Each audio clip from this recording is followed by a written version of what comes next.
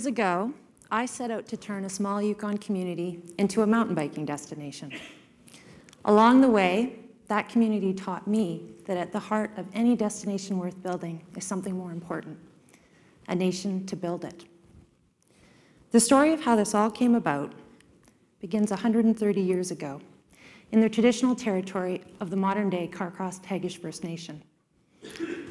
Prior to European contact, trails were an integral part of life for the Carcross-Tagish, as they were for most Yukon First Nations.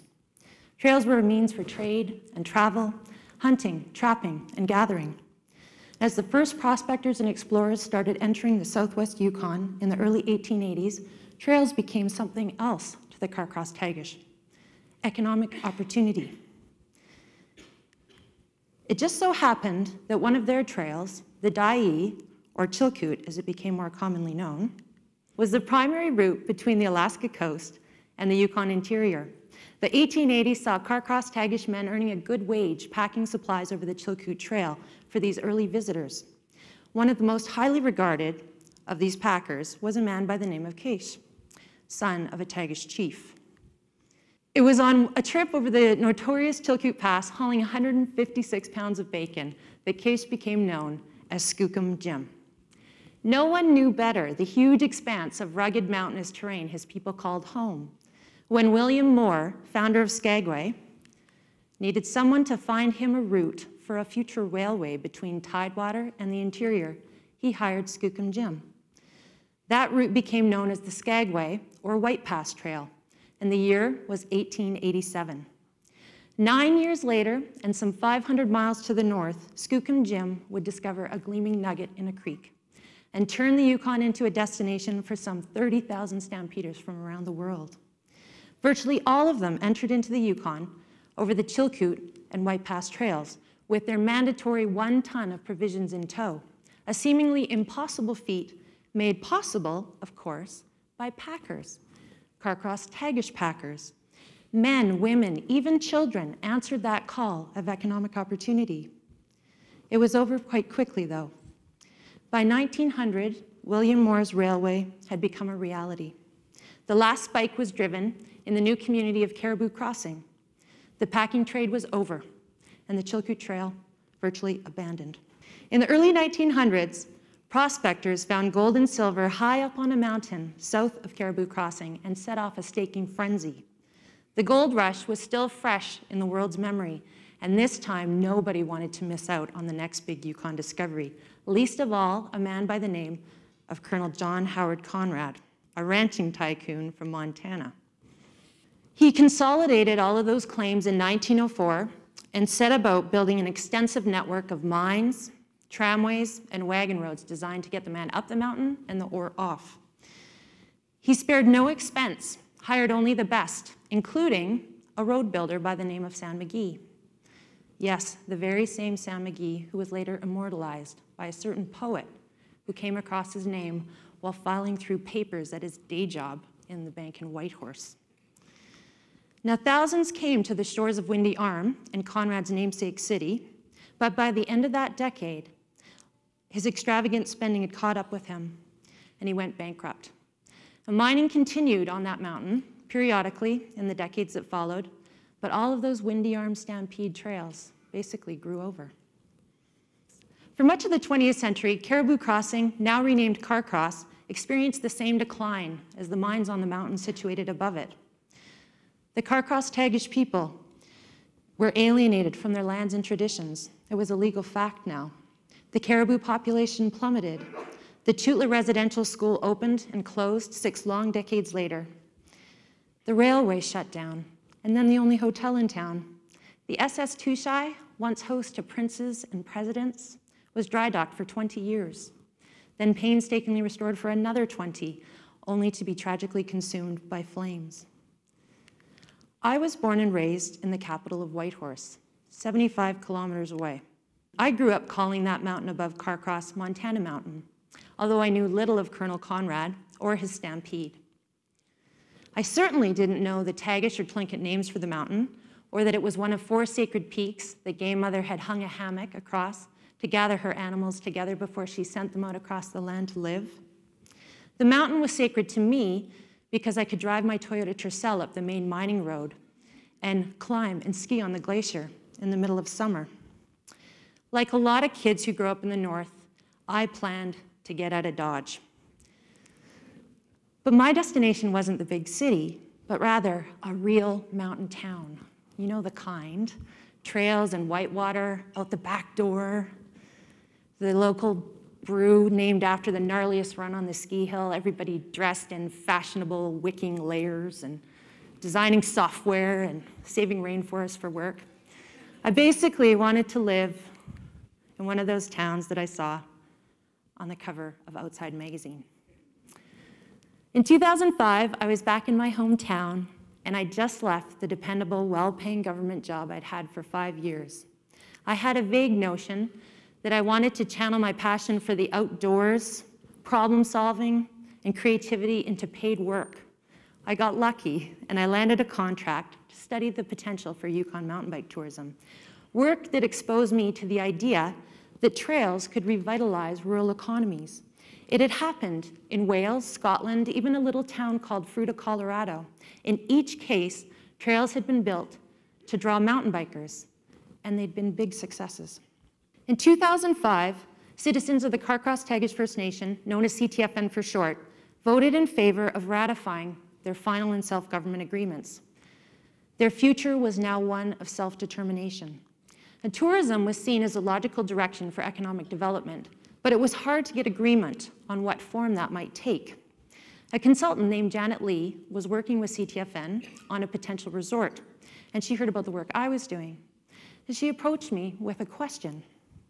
Could Carcross host a major mountain bike event to brand the town and the resort as an adventure destination?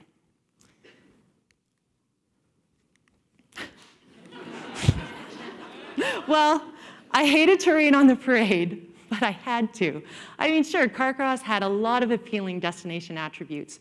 Lakes, mountains, beautiful scenery, but it lacked the most critical ingredient of all for mountain biking, trails. Narrow, single-track trails, to be specific.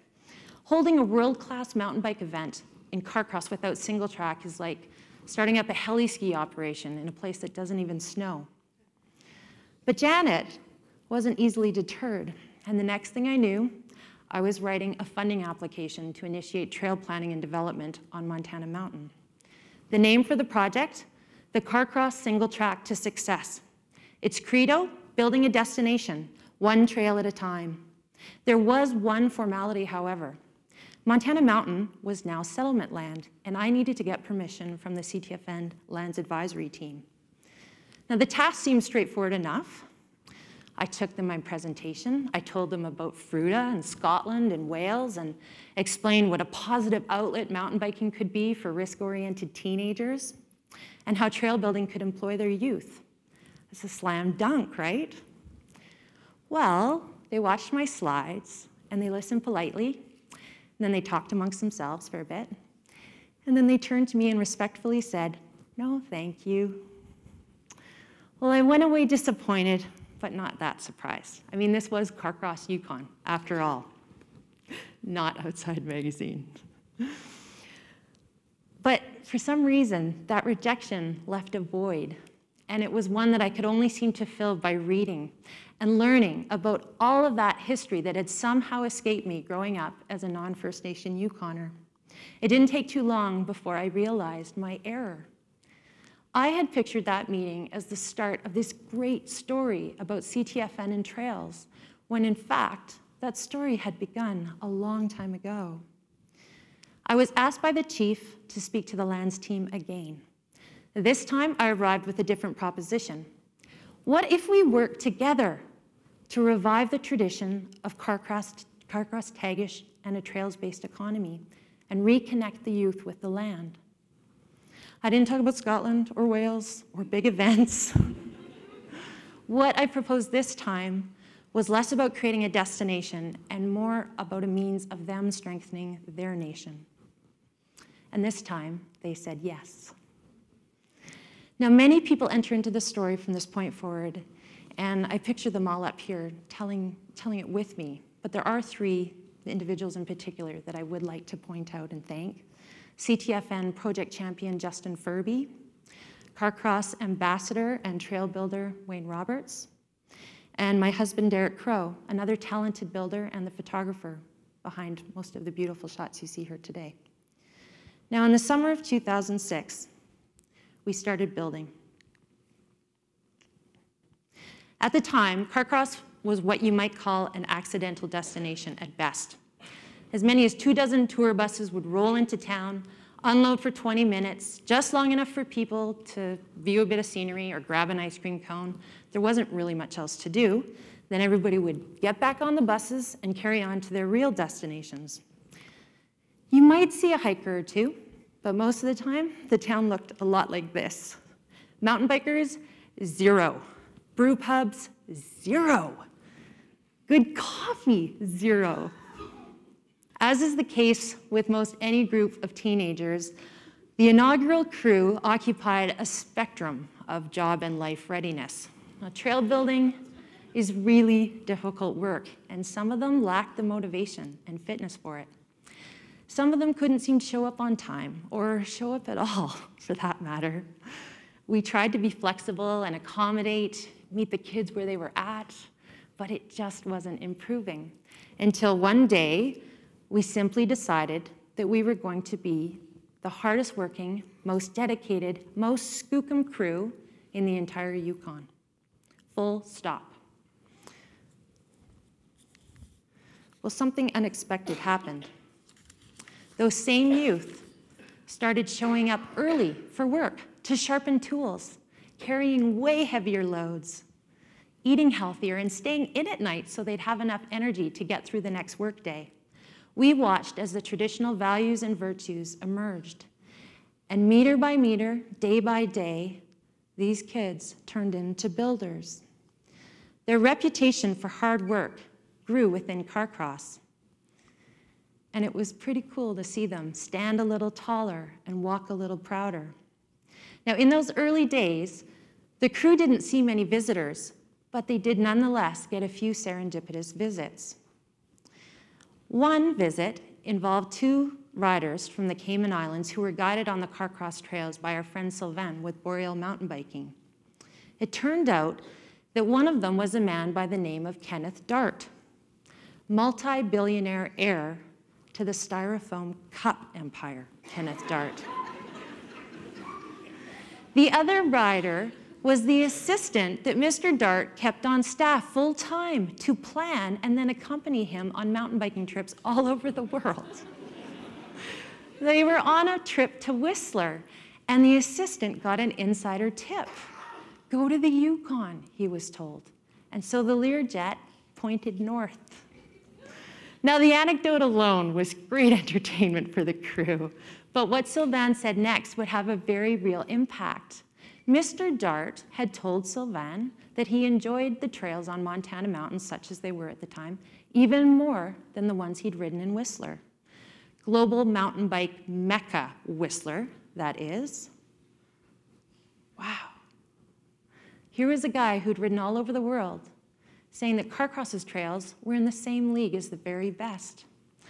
Well, from that day forward, the crew decided that not only were they the hardest working, most skookum crew in the Yukon, they were now building some of the world's best trails. And buoyed by the possibilities that one decision created, the crew took on ever more challenging tasks.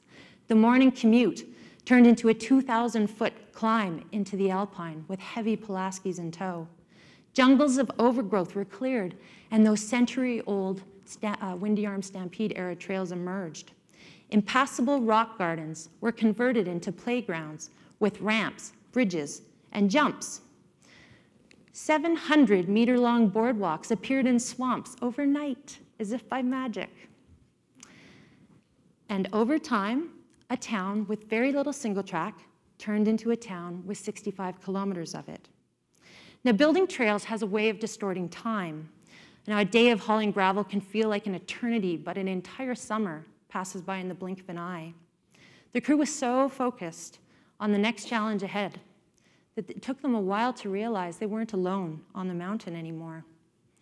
And it wasn't just Whitehorse mountain bikers stopping to chat on the trail with them, but riders from Alaska, BC, the lower 48. Film crews, professional mountain bikers, writers, and photographers started coming. Carcross appeared on the pages of mountain bike magazines from the US, UK, France, even Japan. But putting the nation first means that success isn't just about that external recognition. Success is Shane Wally starting out as a shy kid and gaining the confidence to lead his own crew through the toughest build ever 6 years later. Success is knowing the land as well as your ancestors did because you're out on it every day, just like they were. Success is Nico Helm getting a permanent job on the Chilkoot Trail and Justice Barrett excited to ride down a trail he just finished building. Success is the volunteers from Whitehorse who come out on the weekend to dig in the dirt with you. And success is upwards of 40 young people making their mark on a mountain and moving on to do the same in life. After all, what is a nation but a group of people with a shared identity or purpose? Through the single track to success, the Carcross Tagish people once again became a nation that worked on trails. And those trails in turn created a nation of mountain bikers who were passionate about Carcross. And now Carcross is inspiring a nation of parks managers, trail builders, youth workers, change makers who want to connect First Nations and trails and communities in the American Southwest, Nova Scotia, the coast of BC, and yes, Dawson City, Yukon. And as for that destination idea, that was sort of the start of all this, right? Well, the train's back, and the tour buses still continue to roll in and out, but chances are you'll see almost as many mountain bikers now. Carcross received about 3,000 or so visits from them this past summer, and they're being joined by growing numbers of kiters, hikers, and other outdoor enthusiasts. There's still ice cream, of course, but now there's great coffee.